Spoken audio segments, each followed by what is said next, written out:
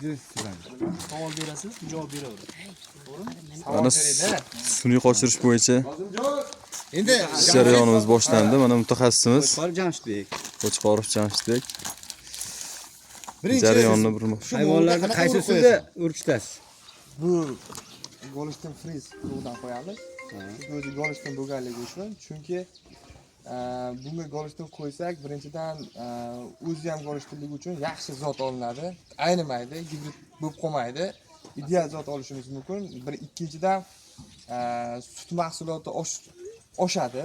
Masalan, bu 20 marta berayotgan bo'lsa, 20 litr sut berayotgan bo'lsa, bundan tug'ilgan g'unajin buzoq kamida 25-30 taga chiqadi suti. Shuning uchun men ko'pchilikka maslahat beraman, semental qo'ygan ma'qul, Golden qoraolaga qoraola qo'ygan ma'qul. Biz o'zimizning mahalliy mollarimizga qanaqasidan qo'ygan? O'zimizning mahalliy mollarimizga, qo'ng'ir molga, endi biz o'zimiz molning holatiga, tiri vazniga qarab, ko'tara olishiga, tug'ish jarayonida tozlarning kengligiga qarab turib, o'ziga mos kichikroq tug'iladigan limuzin, angus urug'lardan qo'yib yoki mol rangiga moslashtirib semental qo'yapmiz gavdasiga qarab turib. Shved urug'larga, o'zimizning joydor shvedlarga, amerikanskiy, germanskiy shvedlardan qo'yapmiz. Natija yaxshi bo'lyapti. Mana shu YouTube kanalimizda ham qo'yganmiz. Sementaldan, Golden, angus hamma zotdan qo'yib tug'ilganlari, jivoylari bor. Bemalol kirib ko'rishingiz mumkin. Hozir ish jarayoni boshlaymiz. Birinchi bo'lib suv haroratini ko'ramiz. Termometrimizda suv harorati 37,5 dan 38,5 gacha bo'lishi kerak, kamida. O'rtacha hisobda 38 gradus qilib o'lchab olgan ma'qul. Keyin urug'i olib bu suv ichiga Urug'ni mana azot ichida saqlanadi. Buning ichida harorat suyuq azot bor, -196 gradusda saqlanadi. Sasudiyarimiz. Mana yana katta sasudiyarimiz ham bor, u sig'imi kattaroq. Keyin bu ko'tarib yurishingizga ekanda bu. Qulay bu mashina uchun, imminni udobniligi uchun foydalanamiz bundan. Buni urug'imiz oldik. Buni o'sha o'zimiz o'lchab olgan chiroyli haroratda suvga solib, bu ko'p turmaslik kerak. Maksimal 11 Quyosh ko'rmasin. Quyosh nuri ham to'g'ridan-to'g'ri tushmasligi kerak. Harakatchanligi suzlashadi. Bu tarafga o'tib olsang ham yaxshi bo'lardi. Mayli, shuni qilay. Bitta torting. Buni yaxshilab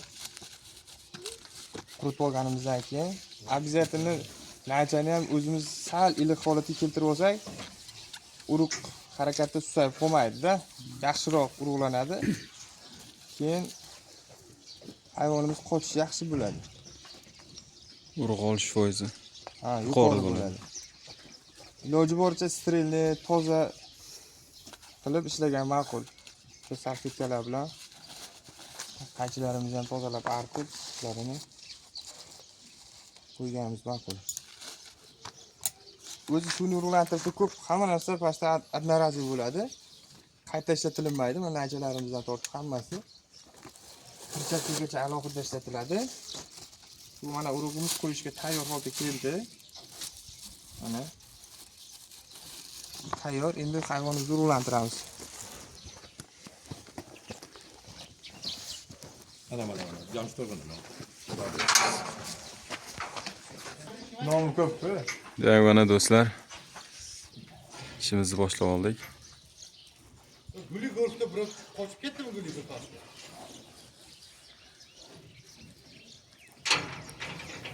Dastlab to'g'richagi tozalab olish bilan boshlab olamiz. Bu rekta servikal usulligi uchun shunaqa tozalab olamiz.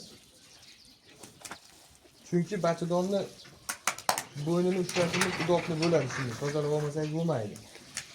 Ishlash unumdorligi oshadi. Ha. Bachadon to'liq ushlab harakat qila olamiz bemalol.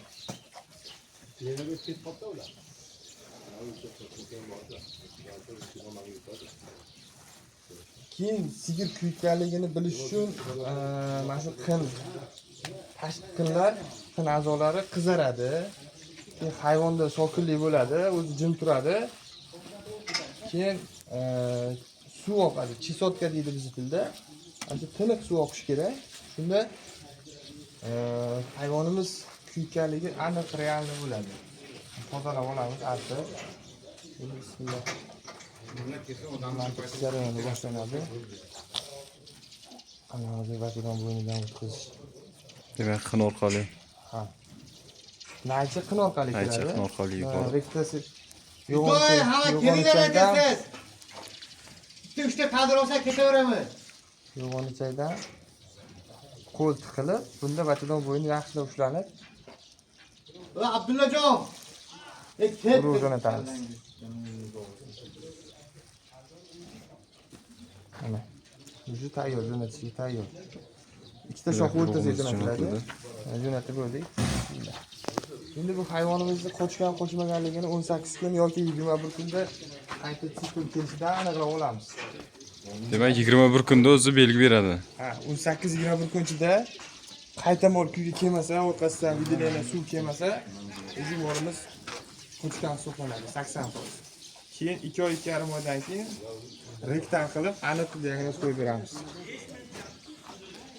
Demak, mana do'stlar, qochirish jarayonini, sun'iy urchitish jarayonini birga ko'rib bordik. Kanalimizga a'zo qo'yish eslaringdan chiqmasin. Layklarni aymaylar. Laykni ayamaymiz. Bundan yaxshi videolarni qo'yishda davom etamiz.